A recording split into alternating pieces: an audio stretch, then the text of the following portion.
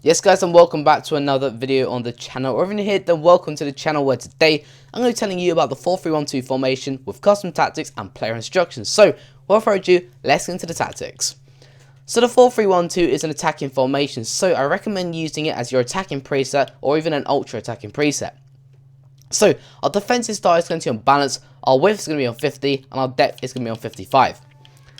Your defensive style wants to be unbalanced because in the last 10 minutes of the game, if you go on pressure or press, then your players are going to run out of energy and you're going to concede a lot of goals.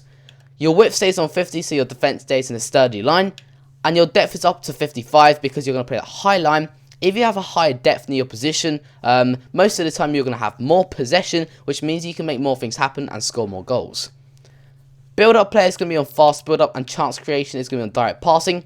Now, the reason why we use these two is number one, because they match together and they link together very, very nicely. And number two, we are using a narrow formation, as you can see right here. We have not got a single winger, we have not got a left midfielder, and we have not got a right midfielder. So, if we get that ball in the centre of the park, we can pass it around, do some quick tiki-taka football, 1-2s, and play around the opposition. So, it works very, very well. Our width is going to be on 45. Like I said, there's no wingers or wide players in this formation. So if you use a narrow or a narrow width, this is going to mean they're going to have wide players from the wings or the flanks coming in to defend against you, which causes a lot of problems. Our players in the box will be on 6. This enables you to get your 2 strikers in there, your cam in there, and 2 of your centre mids, maybe even 3 of your centre mids. Corners and free kicks on 3 and 3. You can down it to 1 and 1. It all depends on how tall your players are and how you like it.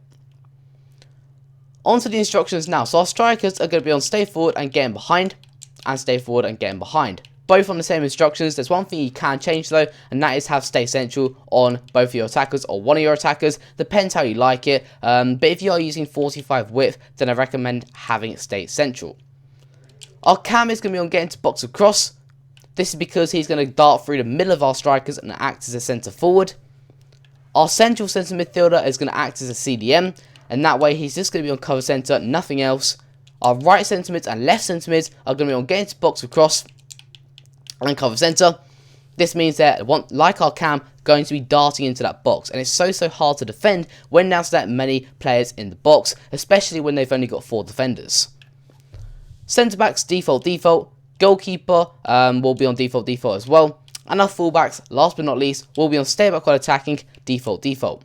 Now, the one thing you can do on your fullbacks is have balanced attack, but I really do not recommend that unless you're using the 4-3-1-2 as your ultra attacking preset.